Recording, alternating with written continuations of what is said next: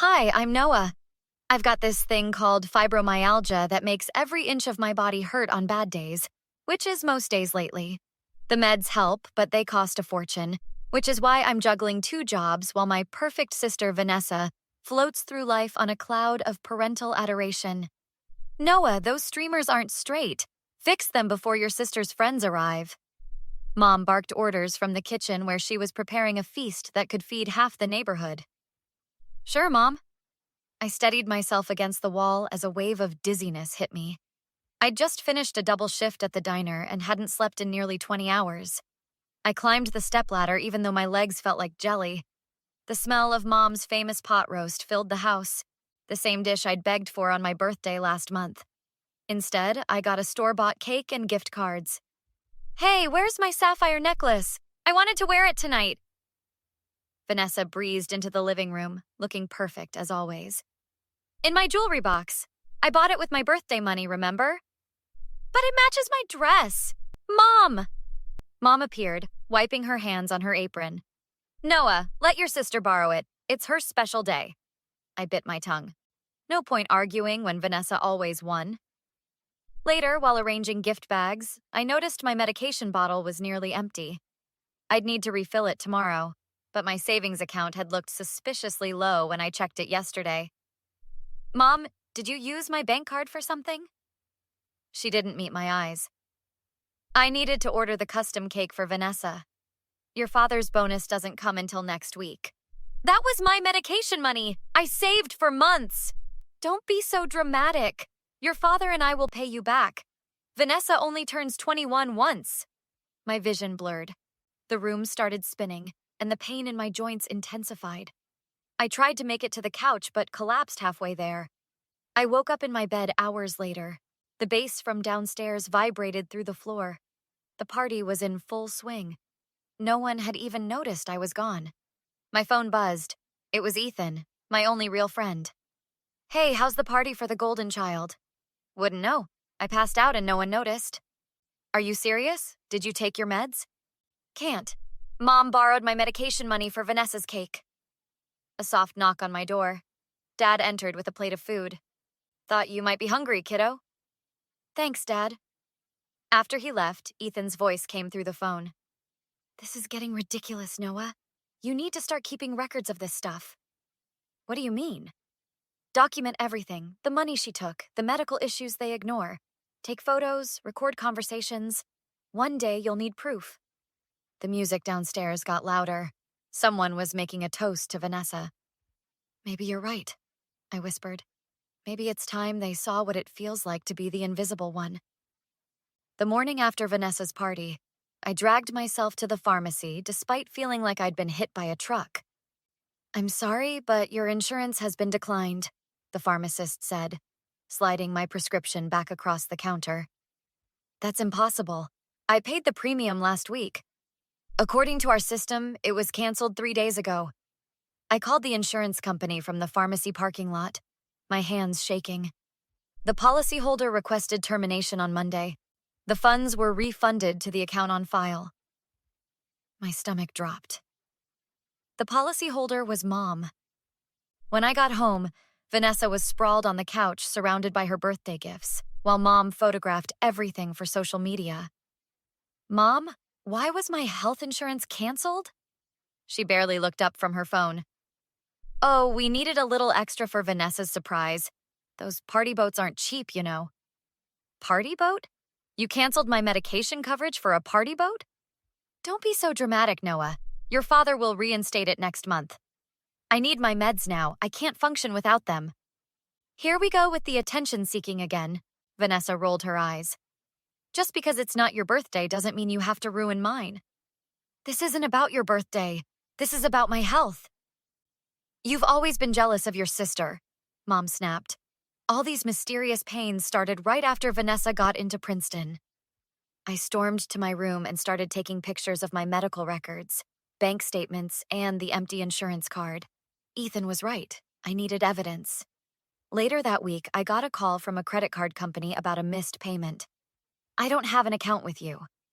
We have an application with your social security number, opened 6 months ago.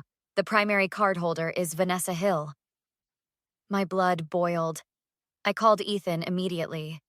She's using my identity for credit cards. What do I do?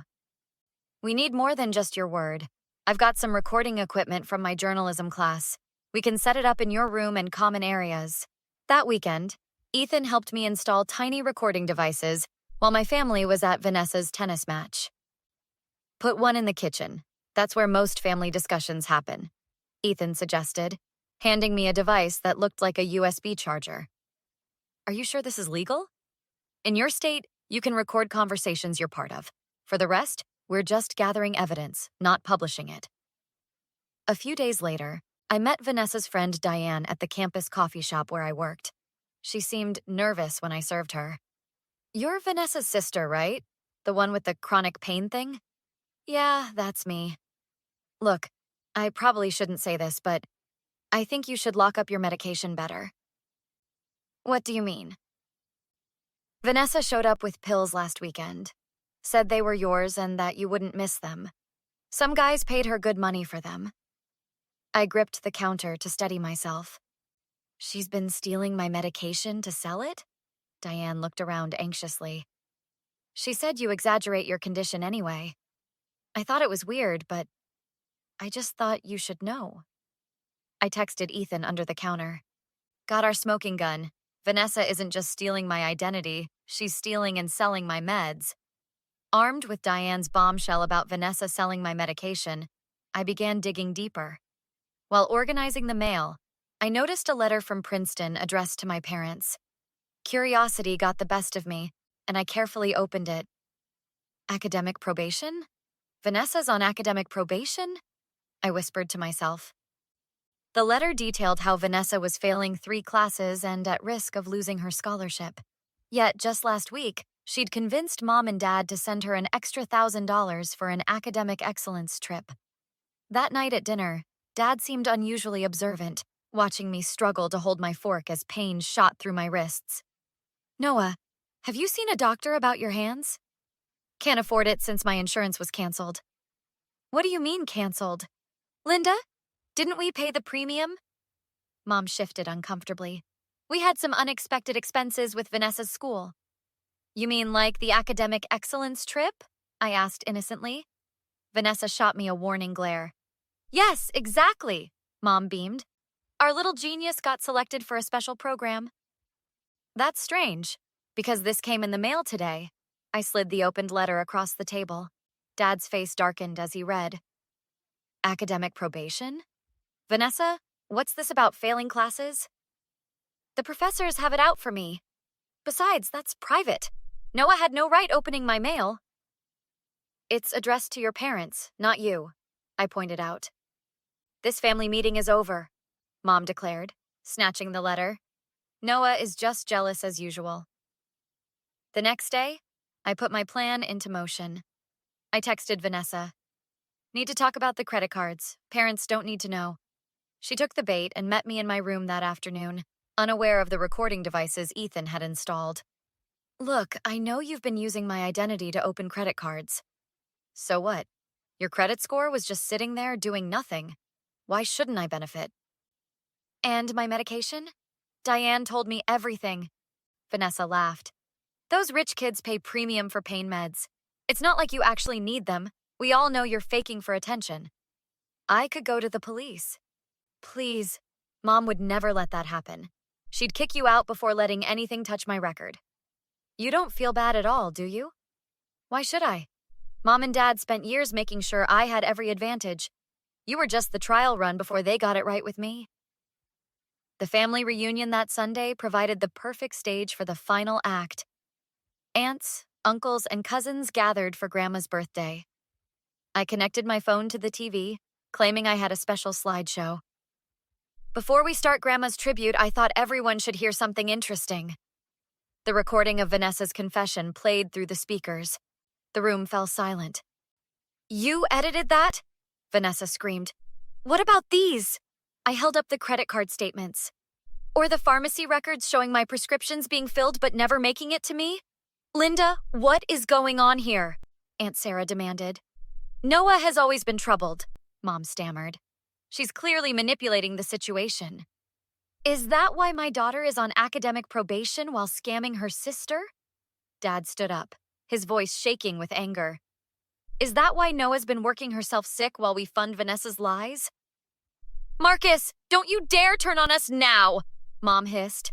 I'm not turning on you. I'm finally seeing clearly. The room erupted into chaos as years of carefully maintained family myths came crashing down. The family gathering had dissolved into complete chaos. Grandma slammed her cane on the floor to get everyone's attention. Enough! Noah, do you have proof of everything you're claiming? I pulled out a manila folder I'd prepared. Bank statements showing my account being drained. Credit reports with cards I never opened. Police reports I filed for identity theft. Recordings of Vanessa admitting to selling my medication. And this? I handed Dad my phone. A video of Mom telling me my health wasn't as important as Vanessa's party. Dad's hands trembled as he scrolled through the evidence. 3 credit cards in Noah's name. Prescription fraud. Linda, did you know about this? Don't be ridiculous. Vanessa would never— I heard her admit it on the recording, Uncle Jim interrupted. Clear as day. Vanessa tried to bolt for the door, but Cousin Mike blocked her path. You can't keep me here. This is kidnapping. No, sweetheart, Aunt Sarah said coldly. This is a family intervention. Long overdue. 2 weeks later, I sat in the district attorney's office beside Dad. The identity theft charges are straightforward, the DA explained. As for the prescription medication sales, that's a felony. We're offering a plea deal with mandatory rehab and probation since it's her first offense. And my ex-wife? Dad asked. Enabling is harder to prosecute, but the financial fraud evidence is compelling. She'll likely face probation and restitution payments. After the meeting, Dad and I walked to his new apartment. He'd moved out the day after the family gathering. I've set up the spare room for you, he said. Your health insurance is reinstated, and I've scheduled appointments with specialists. Thanks, Dad. I still can't believe you chose my side. I didn't choose a side, Noah. I chose the truth. I just wish I'd seen it sooner. Moving in with Dad changed everything. With proper medication and reduced stress, my condition became manageable. I started taking online classes while working part-time. Ethan visited often, helping me decorate my new room. You look different, he said one afternoon. Less haunted. Amazing what happens when you're not being gaslit 24/7. Mom tried calling several times, always with the same message. Vanessa made a mistake, but she's suffering now. Family should forgive each other. I never called back. 6 months later on my birthday, Dad and Ethan threw me a surprise party. Nothing extravagant, just pizza, cake, and a few friends from my online classes who'd become in-person friends. Make a wish, Ethan said as I blew out my candles. Already got everything I need right here. Dad's phone buzzed. He checked it, then looked at me hesitantly. It's from your Aunt Sarah. Vanessa's plea deal fell through. Someone from her probation office found evidence she was still selling prescription drugs. They're recommending jail time. Do you feel bad about it? Ethan asked quietly. I thought about years of manipulation, theft, and neglect. About missed diagnoses and stolen medication. About a mother who would cancel her daughter's health insurance for a party boat. Not even a little bit. You can't set yourself on fire to keep toxic people warm. To Noah. Dad raised his glass. Who taught me it's never too late to stand up for what's right? My phone chimed with a text from Grandma. Your mother's been uninvited from the family Christmas. You and your father are still welcome. Love you, my brave girl. For the first time in years, I felt the weight lift completely off my shoulders. Justice doesn't always come when you want it, but when it finally arrives, it's sweeter than any birthday cake. What would you have done in Noah's position? Would you have completely cut off your toxic family members like she did? Or would you have given them a chance to apologize and make amends? Do you believe some family relationships are beyond repair? Or is forgiveness always possible? Share your thoughts in the comments below. If Noah's story resonated with you, please hit that like button so more people can discover it. And if you enjoy revenge stories where justice is finally served, subscribe to our channel for more content just like this. Turn on notifications so you never miss our next upload.